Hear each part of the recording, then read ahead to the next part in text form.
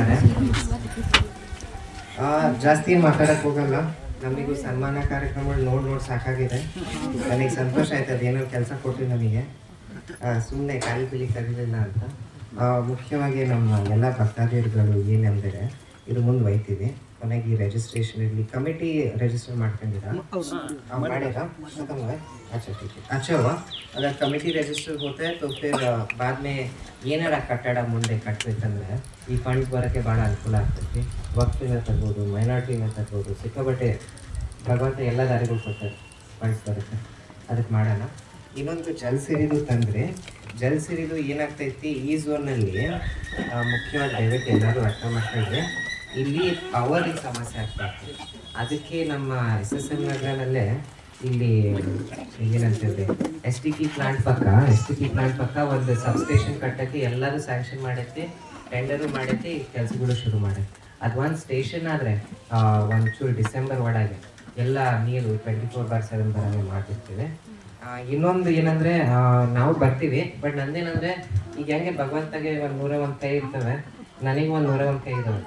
ಅದಕ್ಕೆ ನೀವು ಬಂದಾಗ ಚೂರು ನಾವು ಕಾರ್ಪೊರೇಷನ್ ಅವ್ರನ್ನ ಕರ್ಕೊಂಡು ಬರ್ತೀನಿ, ಇಂಜಿನಿಯರ್ ಕರ್ಕೊಂಡು ಬರ್ತೀನಿ, ಜಲಸಿರಿ ಅವ್ರು ಕರ್ಕೊಂಡು ಬರ್ತೀನಿ. ಹಂಗಾದರೆ ಕೆಲ್ಸಗಳು ಚೂರು ಆಗ್ತವೆ. ಯಾಕಂದರೆ ನಾನು ಒಂದು ಇವನಿಗೆ ಅಲ್ಲೇ ಫೋಟೋ ಹಾಕಿ ಕಳಿಸ್ದೆ, ಅವನು ನನಗೆ ರಿಪ್ಲೈ ಕಳಿಸ್ದೆ ವಾಟ್ಸಪ್ನಲ್ಲಿ, ಸರ್ ಸಬ್ಸ್ಟೇಷನ್ ಆಗಬೇಕು, ಸಬ್ಸ್ಟೇಷನ್ ಆಗ್ತದೆ ಹೇಳ್ತೀನಿ ನನಗೆ. ಅದಾದಮೇಲೆ 24/7 ಮಾಡ್ತೀವಿ.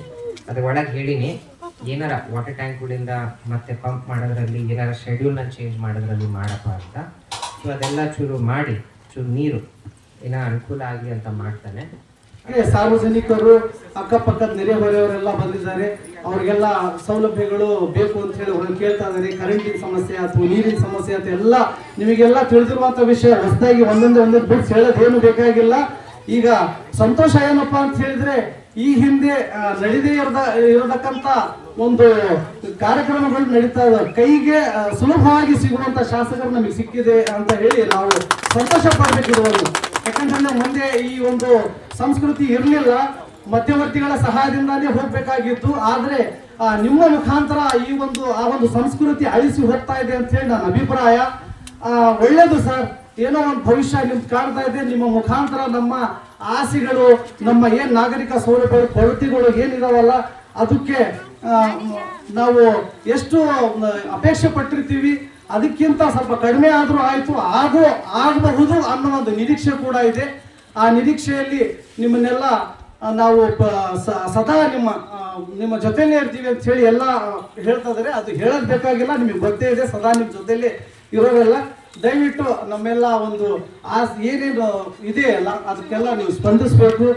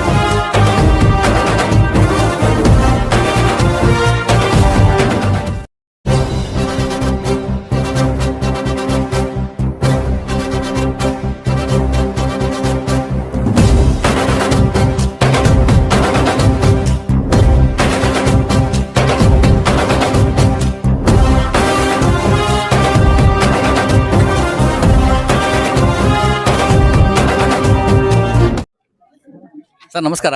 ದಾವಣಗೆರೆ ಶಾಸ್ತ್ರಿ ಲೇಔಟಲ್ಲಿ ಹೂವಲ್ ಖದೀರ್ ಏನು ಅವ್ರ ಖಾನ್ಕಾ ಇದೆ, ಇವರ ಕಮಿಟಿ ವತಿಯಿಂದ ಇವತ್ತು ನಿಮ್ಗೊಂದು ಸನ್ಮಾನ ಕಾರ್ಯಕ್ರಮ ಇಟ್ಕೊಂಡಿದ್ರು. ಆಮೇಲೆ ಭಕ್ತಾದಿಗಳಿಗೆ ಅವರು ಅನ್ನ ಸಂತರ್ಪಣೆ ಕಾರ್ಯಕ್ರಮವನ್ನು ಸಹ ಇಟ್ಕೊಂಡಿದ್ದಾರೆ. ಈ ಕಾರ್ಯಕ್ರಮಕ್ಕೆ ತಾವು ಬಂದಿದ್ರಿ, ಇವರನ್ನು ಉದ್ದೇಶಿಸಿ ತಾವು ಏನು ಹೇಳಿ? ಇಲ್ರಿ, ಬಹಳ ಚೆನ್ನಾಗಾಯ್ತು ಕಾರ್ಯಕ್ರಮಕ್ಕೆ ಬಂದು. ಅದಕ್ಕಿಂತ ಏನ್ ಚೆನ್ನಾಗ್ ಅನ್ಸ್ತಂದ್ರೆ, ಇಲ್ಲಿ ಬಂದಾಗ ಮೂಲಭೂತ ಸೌಲಭ್ಯಗಳಲ್ಲಿ ನಾವ್ ಹೆಂಗೆ ಹಿಂದೆಡೆ ಇದೀವಿ ಅಂತ ಎಲ್ಲರೂ ತಿಳಿಸ್ತಾರೆ ನಮಗೆ. ಒಂದ್ ಎಕ್ಸಾಂಪಲ್ ಕೊಡ್ಬೇಕಂದ್ರೆ, ಜಲಸಿರಿದು ಈ ಭಾಗನಲ್ಲಿ ಚೂರು ಸಮಸ್ಯೆ ಆಗ್ತೈತಿ. ಅದಕ್ಕೆ ಇಲ್ಲಿ ಒಂದ್ ಸಬ್ಸ್ಟೇಷನ್ ಬೇಕೈತಿ ಅಂತಾನು ಎಲ್ಲರಿಗೂ ಭರವಸೆ ಕೊಟ್ಟಾಯ್ತು.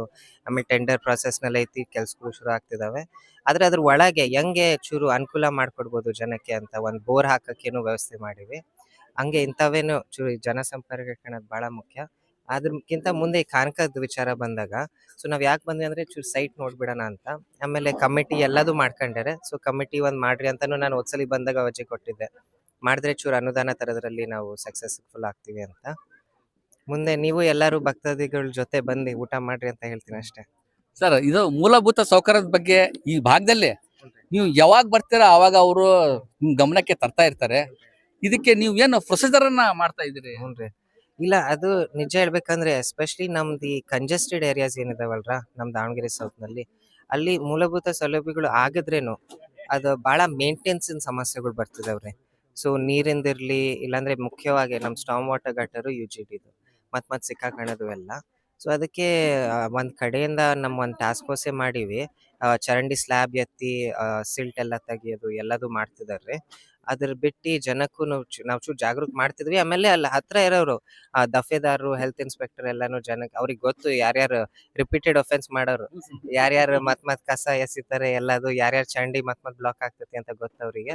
ಸೊ ಅವರಿಗೂ ಚೂರು ಜಾಗೃತಿ ಮಾಡ್ತಿದ್ದಾರೆ, ಹೇಳ್ತಿದ್ದಾರೆ ದಯವಿಟ್ಟು ಮಾಡ್ಬೇಡ್ರಪ್ಪ, ಎಲ್ಲರಿಗೂ ತೊಂದರೆ ಆಗ್ತೈತಿ, ಓಣಿನಲ್ಲಿರೋರು ಎಲ್ಲರಿಗೂ ತೊಂದರೆ ಆಗ್ತೈತಿ ಅಂತ ಒಂದ್ ಕಡೆಯಿಂದ ಮಾಡ್ತಿದ್ದೀವಿ. ಈಗ ನನಗೇನಂದ್ರೆ ಎಸ್ಪೆಷಲಿ ಮೇಂಟೆನೆನ್ಸ್ ಕೆಲಸಗಳು, ಯಾಕಂದ್ರೆ ಯಾವ್ದಾರ ಸರ್ಕಾರದಲ್ಲಿ ಹೆಂಗೆ ಗೊತ್ತಾ, ಕಟ್ಟೋದ್ರಲ್ಲಿ ಎಲ್ಲರೂ ನಂಬರ್ 1, ಕಾಪಾಡ್ಕೊಳ್ಳೋದ್ರಲ್ಲಿ ಕಷ್ಟ ಆಗ್ತೈತಿ. ಸೊ ಅದಕ್ಕೆ ನಾನು ಎಲ್ಲ ಜನಕ್ಕೂ ಅದೇ ಹೇಳೋದು, ಈ ಮೇಂಟೆನೆನ್ಸ್ ಕೆಲ್ಸಗಳಿಗೆ ಇವರೆಲ್ಲ ಹೆಲ್ತ್ ಇನ್ಸ್ಪೆಕ್ಟರ್ಗಳು ಯಾರ್ಯಾರಿದ್ದಾರೆ, AEಗಳು, ಅವ್ರನ್ನ ಸಂಪರ್ಕನಲ್ಲಿ ಇಟ್ಕೊಳ್ರಿ. ಅವರು ವಾರ್ಡ್ಗಳೆಲ್ಲ ಅಡ್ಡಾಡ್ತಿರ್ತವೆ, ಅವ್ರ ಜಾಕೆಟ್ ಯೂನಿಫಾರ್ಮ್ ಐತಿ.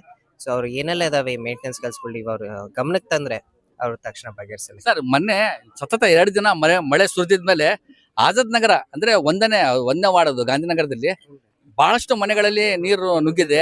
ಈಗ ಮುಂದೆ ದೊಡ್ಡ ಮಳೆ ಬರುವ ಅವಕಾಶಗಳು ಇದಾವೆ, ಚಾನ್ಸಸ್ ಇದೆ. ಈಗಲೇ ಅದು ಏನಾದ್ರು ಸರಿ ಮಾಡುವಂತ ಏನಾದ್ರು ತಾವು ಪ್ರಯತ್ನ ಮಾಡ್ತೀರಾ? ಇಲ್ರಿ, ಅದಕ್ಕೆ ಸೊ ಈಗ ನಮ್ ಸ್ಟಾಮ್ ವಾಟರ್ ಗಟರು ಆಮೇಲೆ ರಾಜಕಾಲುವೆಗೆ ಎಂಟ್ರಿ ಕೊಡ್ತತಲ್ಲ ಗಟರ್ಗಳು, ಅವು ಎಷ್ಟು ಸ್ವಚ್ಛಗಿರ್ತವೆ ಅಷ್ಟೇ ನೀರು ಜೋರಾಗಿ ಹೋಗ್ಬೋದು. ಇಲ್ಲಾಂದ್ರೆ ಮಧ್ಯ ಸಿಕ್ಕಾಕಣದೇ ಆಗ್ತೈತಿ.